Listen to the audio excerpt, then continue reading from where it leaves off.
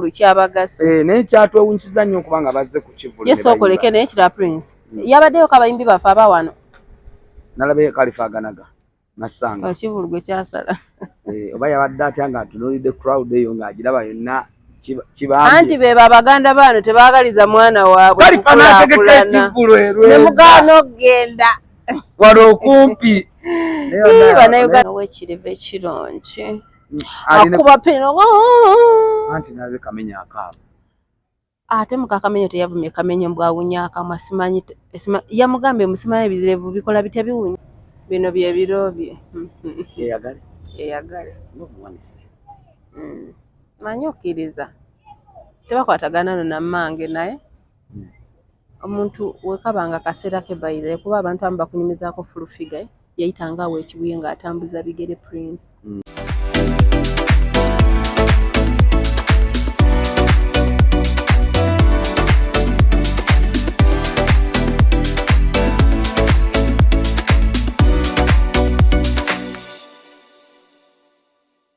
Tubaniriza nnyo ku YouTube channel yaffe Life Experience Uganda amanya neddoboozi nze Asha naava nabatovu era nga buli omutulayo tuba twagusenda tuba tuzze okukuleetera ebitambula ebitrendinga awamu ne munange. Kulika kwawe. Nobeera n'omuntu ng'akwasamira buli ssaawa. Mama ze abeera ku waawe buli ssaawa. Wano wembeera nga siina mungamba nadiba. Kati ngezaako okubalaga nti saadiba. Okubaweesa ekitiibwa. Era kati olaba omusajja we kwawe afuga nnyo. Bebi tovaawo nga toyezezza ngoye. Ate gulo seerabidde esimu. Tovaawo nga toyezezza ngoye. Naye awo navaawo mukwano obwala. Tovaawo nga toyezezza bintu. Obwala. Organize that bed. Try to clean my house. Which one me? Omuntu era abakutte kwawe gwe okimanyi? Mukwano nze nfulumamu n'amasuka nga ngalesenga bwenno. Ate kati gwe toba malaaya aba bakulese kubanga oba akunoonya alaba onaasobola. Naye nga tuli ku Life Experience Uganda ye YouTube channel yaffe. Yes. Prince Liam Official gemannya. Social media handles zonna munnoonye. Ndi wamu n'omwana omuwoobuwala Asha Naava. Ennaku zino tafugika. Yes. Neshoke gwe. Tulina olutalo. Tugenda kulumaliriza kubanze manyi naye tusobola kulemagana. I know. Yes. Ate ng'okubaweereza tusinzira n'okusiba baka ekifo kiri kusala mayodi gwe n'omunnange yeetaaze ebyokulya n'ebyokunywa janguko otuulewoko Prince. Emmotoka yo leero ng'enyiridde. Leero luno bannaayo naafugika. Ennaku zino sikyafugika. Kati wano neesigawo lwa nsonga. Emmotoka bakooza olaba. Olye n'obikiringamu. You know, ate pizza ku Monday ebeera buy one get one. Leero lwakubiri. Ku Lwokuna buy one get one. Olwaleero kyemanyi ofe ebeerawo. Kukiringira bwerere mujje mukiringira. Kukiringira bwerere no mwagalwawo. Sibako jja n'onyumirwa. Tulina ka cocktail, tulina ka coffee, tulina buli kyakulya. Negwe emmere yaabwe no. Ewooma akabox ako kawooma. Njalekawo akabox kebiri kitundu oba. Naye kawooma mwattu. Ebiri kitundu naye emmere ya silverback ewooma bannange. Bane mugigezeeko. Tetubalimba fana tetuwana bintu nga si bya ddala. Why? Nkunoonyeza wiiki namba nkulaba. Ate nze tebansomba. Anti jawo. Weeko zigundi ya kusomba omuyeka. Owash nga basi zitutika zituleeta. Awo sebo kalaba. Tokoogerako. Mbuza lwaki. Basi z'abasombi okuva Isinjiro, Ishaka, Ishema, district ezireyo Mbarara. District wangi Rukunjiri nga bw'omanyi eyo Western Uganda. Kasheshe, is it Kashenyi? Bonna ne bakola bati. Naye wayenga mwalemeramu olw'Embalala. Olw'Embalala terwatulemera. Enviiri ne muleka ebyenkwawa mu nkwawa. Kati njagala nkuwulire kino era nanga tetunnagendayo. Ekintu kye baakoze kirungi nnyo. Kimanyi aba Western baasuze mu kibuga. Bakedde tugulako. Naye nze ekyo kintu nakyagadde eriyo omuganda asobola okuwagira bw'atyo. Era olaba omuganda asobola okuwagira bw'atyo. Tugambe nti obusoga tugeze bategeesa ekivulu. Tutegekeddwa omuganda Manusuru Semanda. Lunaku lwakutaano tuli Kololo bane tugende Kololo. Tusule na Busuzi. Mbadde njagala muve Kannamukaaka kyanna bulimi laakayi mubasezi yonna sifuddeeyo nga bw'omanyi Masaka oyo yenna guleta Masaka twekungekunge buddu yenna mujjule muwese nammwe mujje muzirinnye ebbaasi n'omuganda waawa omuganda waawano Uncle Abitex yatugambye Regi emiyimbi asinga ebbeeyi mu Uganda essaawa zino baira ate abanyankole kimanyi batukiikiridde mu kuyimba ate ekyo kino nakirabye batukiikiridde mu kuyimba asinga ebbeeyi mu ggwanga Uganda bamusasudde biliyoni 4.5 Uncle teyalimbyemu kubanga yagambye yatuula naye n'amusaba ssente Abitex n'asooka abivaako n'alinda sokole Abitex yazaamuteeka right yes kusooka Nobert yamuteeka ku cricket oval Nobert yasooka omuleeta n'agisaanikira yagikuba yakikubye alina omukisa n'agenda ategeka kaceeka stadium embalala kaceeka kiri mbalala kisaawe embalala kinene kisaawe kyabwe embalala n'akikola n'akijjuza ne lwe yajja mu comedy store n'akikuba anti kati waliwo tribe ezimu nga tebalina tribe zimu ate nga beewagira mbadde njagala kati kino kanziguse ensonga eno supportive yes Prince omuganda waawe anayinza okuba mukwano gwange oba kyali wange nga manyi naava nkola makeup nampitako n'agenda n'awagira omulala naye munyankole tayita ku munyankole munne omukiga tayita ku mukiga munne kati wano ffe simanyi lwaki tetweyagaliza balina kimu munyankole bw'ajja n'abuuza munne n'amugamba ywe n'ogamba ki oli n'addamu kiba kiwedde atuula butuuzi ne bwe ba restaurant bampa ebyokulya kubanga ategedde ali waani wa muganda we by the way kye nabalabyeko beeyagala bya ddala beeyagaliza baagala obumu kubanga omuganda ani bona alinyisa baso amaza kumbuleeta agambe nze namatovu nze gundi ninye basi bungenda kulaba Prince ne kyakyejagala okwebaza Uncle Abitex abayimbi abo badde beyinamu embiranyi ani nani baali bagamba ani ono Omega 256 nono mulala yani oyo guy bamuyita Tipo mbu bayinamu ebiranye zaabwe ne ekivulu kyabagase ne kyatwewunyiza nnyo kubanga bazze ku kivulu yeso okoleke naye kira Prince yabaddeyo kabayimbi bafe abawano nalabe kalifaganaga nasanga ekivulu gwe kyasala oba yabadde atya nga atunuulidde crowd eyo ng'agiraba yonna anti be babaganda bano tebaagaliza mwana waabwe kalifanategeka ne mugaana okgenda wano okumpi Bannayuganda mwatulazeeko omutima omuligo mulina omuganda essaawa yonna akuteeka wansi ne bwoba obadde oyimusa owaaye tutandikidde mawire gasanyu naye ate agaddako awo gaali gannaku bannaye munaatusonyiwa okujja leeti naye nga tetuli leeti era nga tusabira muganda waffe tetujagamba nti munnakantu munnaffe wabula munnaffe ali munnamawulire munnaffe ali mu sako gye tulimu omukulu Makona Brian of Uganda katumusabire mukama amusuuse ate abeere ng'avaayo nga mulamu akomewo aweereze eggwanga naye tutuusa okunyolwa eri famire ya Badru Kasirye n'omwana eyafa oli omulala yani Isaac omunyarwanda oyo mwana munyarwanda tutuusa okunyolwa kwaffe tutuusa okusaasira kwaffe eri famire zaabwe bannaye inna lillahi wa inna ilaihi raji'un Allah yatuwa ate yajjawo naye tugumya mukyala we naye agume kubanga okubeera namwandu ku myaka emito banange si kyangu kyobonna mwandu kireke tokyogerako abantu bajja kaaba naye ng'obadde okimanyi nina ekintu kyenjagala okuvumirira naye n'omusajja akulekera abaana eri obanga mawulire tuli mugannaku naye nina ekintu kyenjagala okuvumirira mulekerawo okukola fake accounts ezo zemukola ne mugenda mubika abantu abantu babikanga Makona oli yaguddewo kya account kya ddagala sirwanga olyeko obika omuntu abalala babikoze ku TikTok babise Makona like muba mwagala njagala kugamba abantu teri agenda kukungula nsi teri agenda kugikungula ffenna tuyitako buyisi tugiryako makoola gwe bw'obanga oyagaliza munno okufa Makona mu mbeera gy'alimu mu butuufu nze nsaba Makona dde engulu bulungi nnyaddemu n'okukola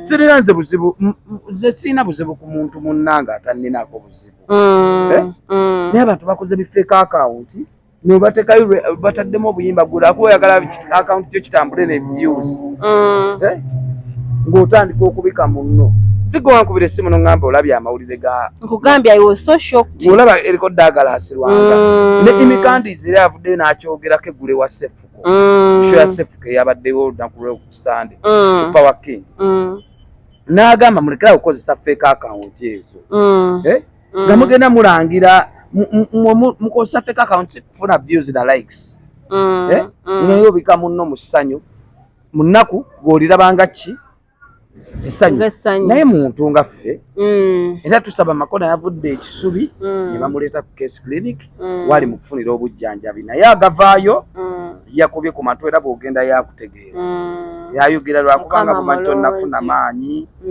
oba mukono guno oba gwafunamu obuzibu kati abasawo bajja tuwa ripooti ye ndowooza nga kyokka ekinsesa Makona baali bava mu gundi mu kikonde kya shawa ne bakuba kikeni ng'abakuba embwa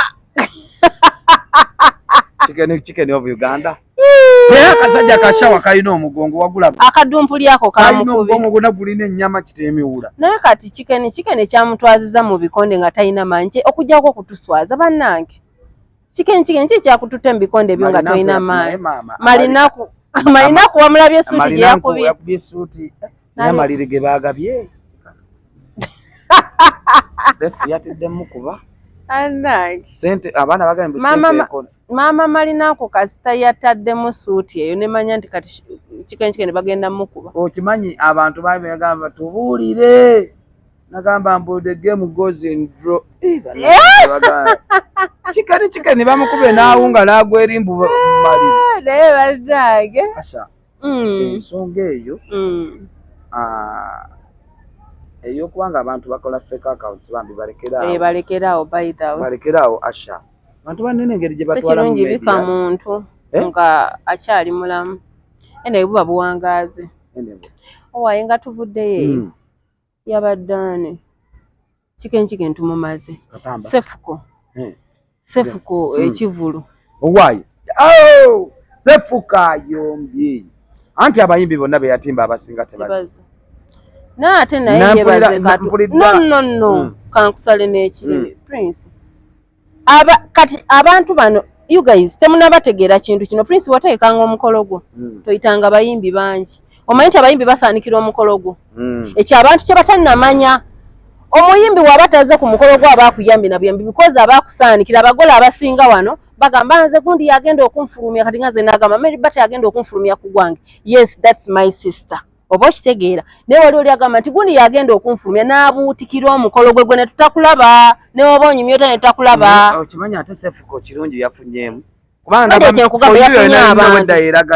yes yafunye abantu tekyamusalaga posti za Sefuko naye kubakubaako bayimbi singa balaga bayimbi be batrendinga omukolo gwo wagwetisse Sefuko abayimbi abataze bandigwetisse yavumye ba TikTok bonna n'agamba gwe Kazaira baby toddamu kunja Samira yabadde bigambo bya Sefuko n'agamba mbu n'agamba Zaira baby toyina kyoli yavumye ba TikTok bonna kutwala kimanya Creed Icon n'agamba Creed Icon nze nakuleeta naye tewasobodde kujja ku kivulu kyange kunnangira yavumye ba TikTok banne bonna anti abasinga tebaagwaddeyo simanyi oba buzibu ki awo nyini mu kivulu ekyo we wayijjidde omuyimbi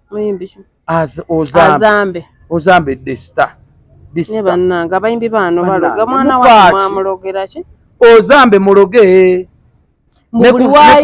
ne kuzina zina wad Carnival ya Galaxy era amaanyi gamuggwamu bangamba balugako n'oyo ga yayimbanga kafeero simanya ye Sempiira simanya ani oyo yayimbanga kafeero oyo musajja ona yayimba bwati bamwitanga aliko erinnya lya Sempiira oyo ga yayimbanga kafeero bangamba n'ekizibu yakifuna nga buli bwakwata microphone amaanyi gamu ate batugamba ne ku kivulu kya gundi kyani kino ekyabadde ekya ani ataakulaba mbu abayimbi babaloze ne batukanga ku stage ejayimba bombo clad wato tegedde omwana ozambe yakutte microphone bwati oba yalabye kiki nagwa mama ninazikira ngattadde waliwo yatadde mu comment section omuyimbi mbwe yamuloga nalabye abaana bagasimanya ndeka naawe tubuulira okolera abantu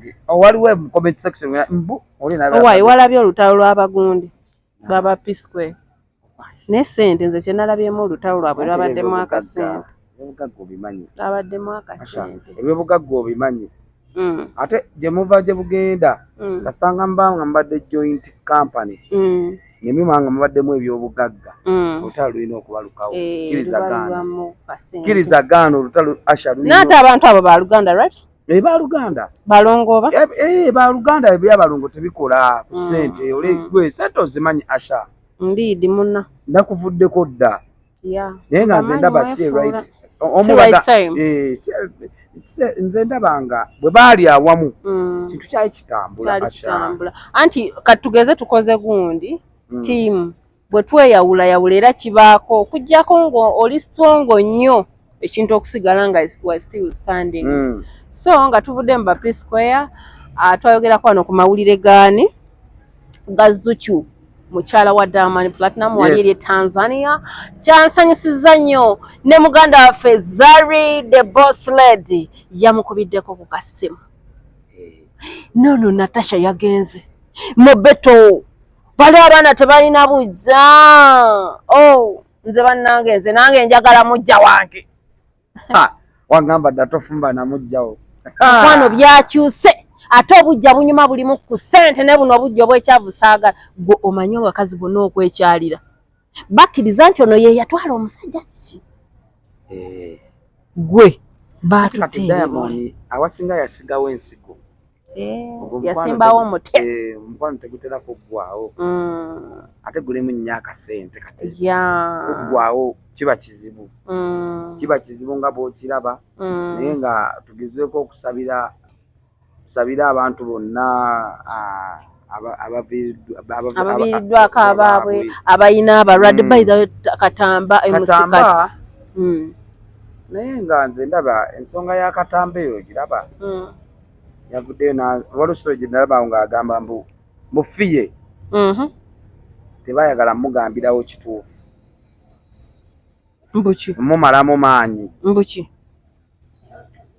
okuba mbu naye ayina akalwadde ako nga tebagezaako okutegeeza agume kubanga ojjukira Asha omuntu okukubikira amaanyi tegayinza butakuggwa muganda wange kati kye bategeeza kye kifiye yakayoola kati bwabanga yaniwa Katamba ate gwesuubira engeri omugagga nno benjagala bangamba tava mugonde emmotoka eyo bulinaku enaaba bangamba nakoya bannaku b'e Uganda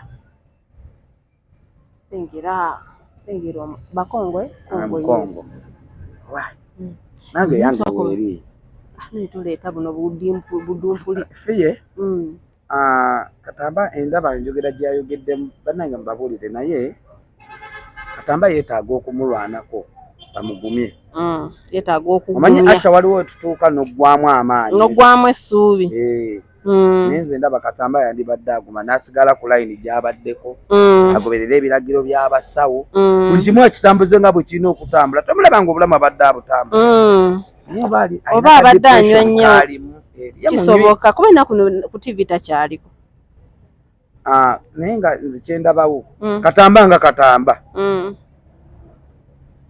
ekirungi ekiriwo ekiri Katamba kintu yavaayo n'akikuba mu bwatu n'akigamba ensi nina akawuka akaleeta ki mukenenya era n'avaayo n'abaawo program zayagala okulwaninyanga ye ne projekiti zakomawo ezo simanyi oba bamukuba bikono bwe yaziguza n'omukulembeze tojjukira bwe yagendako wa ndijjukidde byonna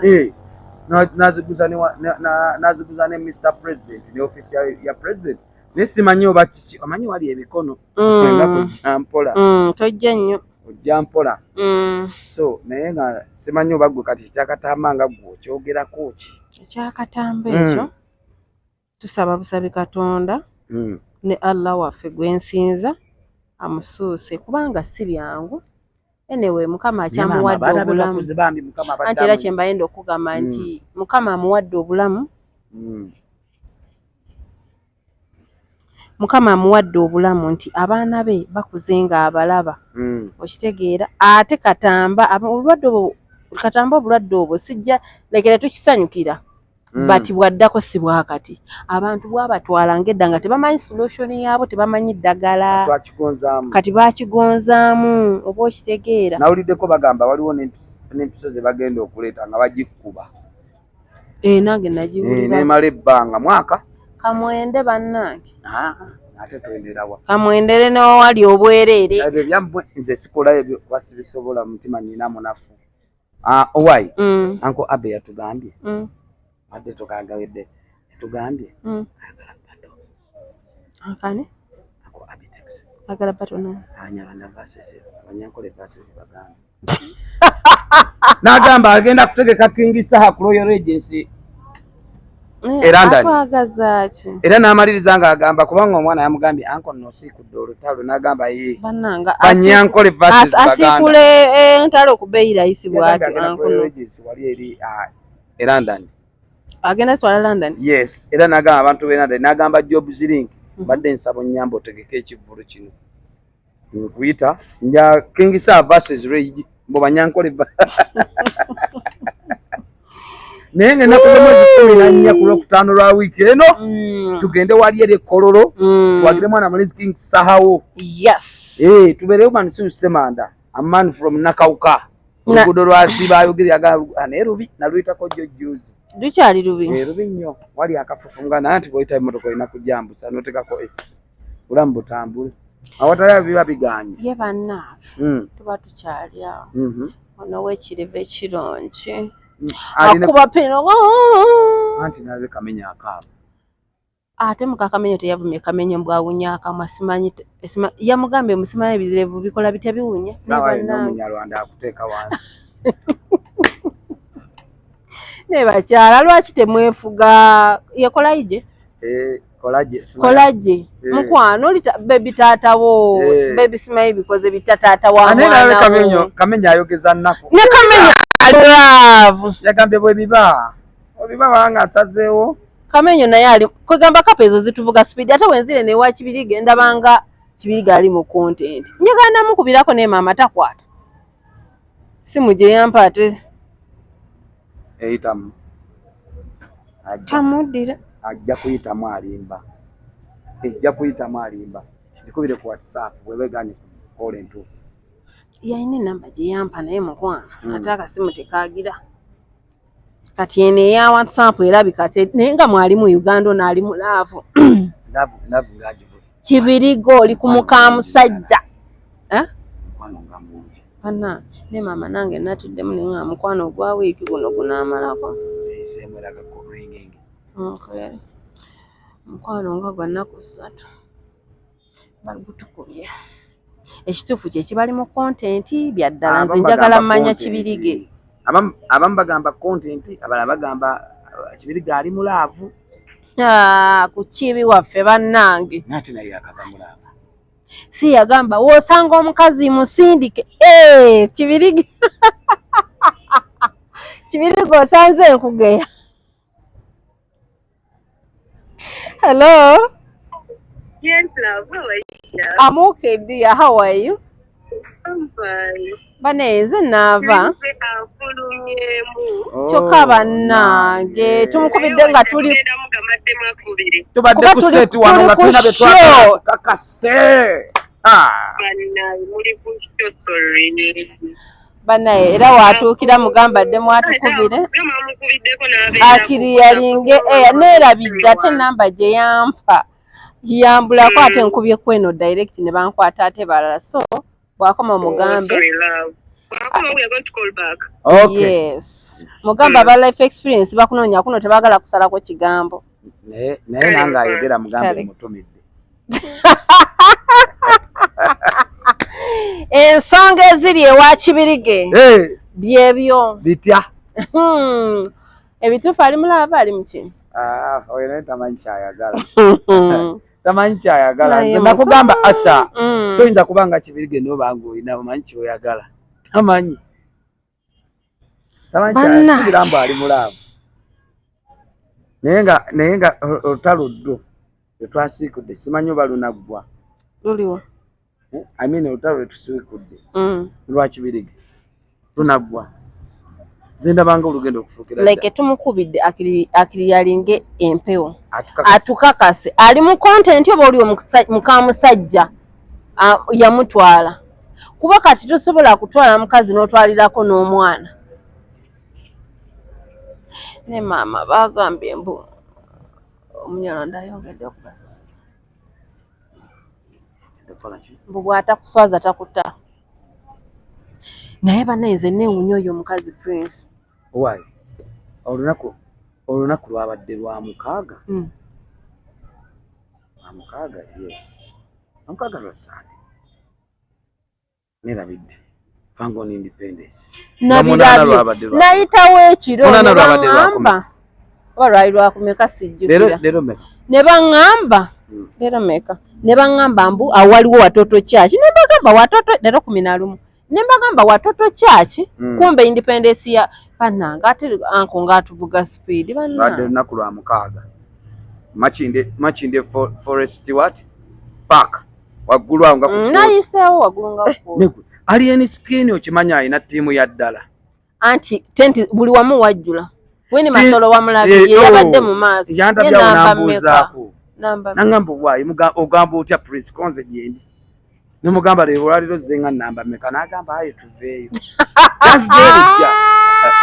naye nga top 10 Fangon boss yatulaze mbu amaanyi akyagayina naye mu Uganda teri muyimbi ayina bantu bawagizi be bamwagala bya ddala owaayo omanyi kyaladdeawo kulya kunywa abantu Alien yatuse n'agamba babadde bataddewo emitendera mbo abantu bagenda kulira mulanaga abantu abazze dda balye ne bwoba mukungu nga wakajjojja kulya oluvannyuma soke muwa abantu banga abazze bayidayo ogenda nga kumukolo musooke nga kuwa abantu mmere banyemere batabula abaana ne basimba layini abayayi basimbye layini naye nga bagamba Alien Fangon boss nga ali wali nalabyewo ono Kipopo bamuyitaani oyo Ticha Kipopo nenda bagwa Dr. Bitone yabaddewo naye abantu balaze Alien amalavu bagiyita Fangon Independence ennaku buli mwaka nnaku z'omwezi nga 8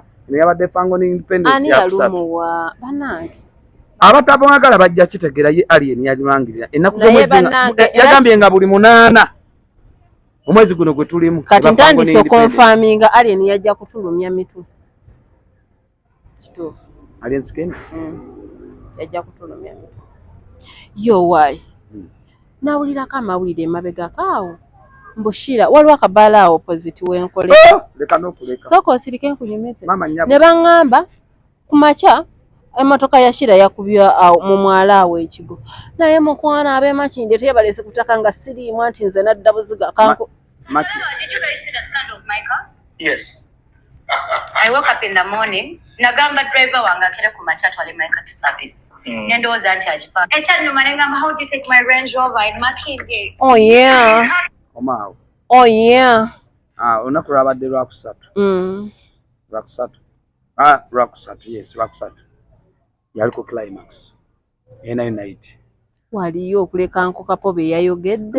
Nange kenyini temubeera mu byahiyasi. Nange kenyini nabaddewo. Nayingira naye nga siinaawo budde nayina ebyokukola. Nayingirawo ndabe zaali ssaawa nga 6. Ningamba wano sijja kusobola kansoke mbeko. Obuzibu bwe twogera bajja tuvuma. Shira yagipaakinga wa. N'ekirala Shira Gashumba muto wange. Era mwana oyo akulidde media by the way. Aza asolinga mu media muno. Paka kyali era nkegomba akaana obulamu bwe kalimu. Naye ate Shira eno Uganda yonna yaffe.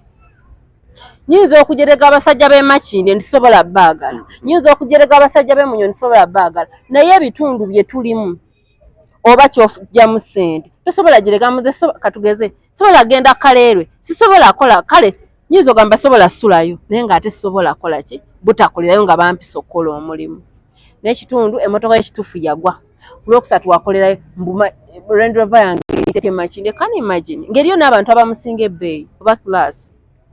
Yo salina class.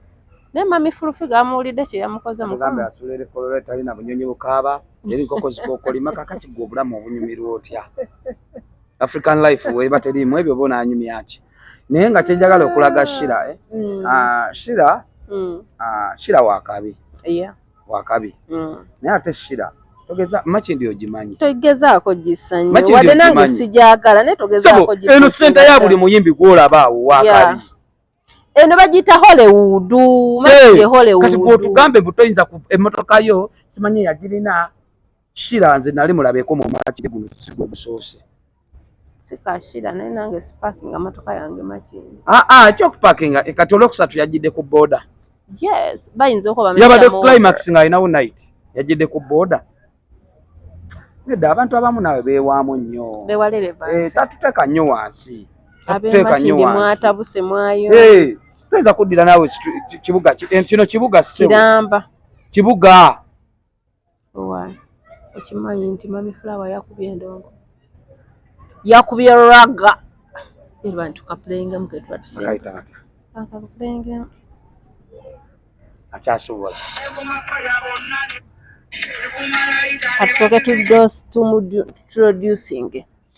Banange omuyimbi gwe tugenda oplayinga ano. You are introducing. Yeah, Mami Flower. Aka Jennifer Nakangubi. Fulufiga. Yakubye raga.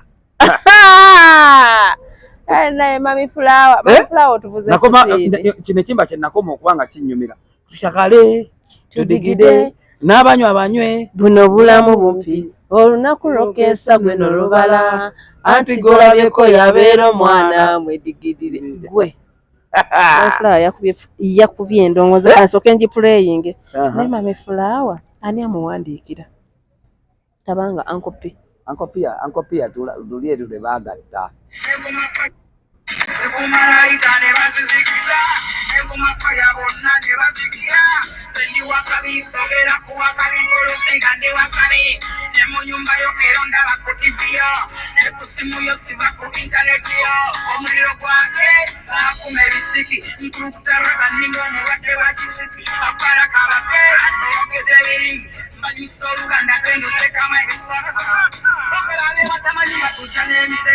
bakube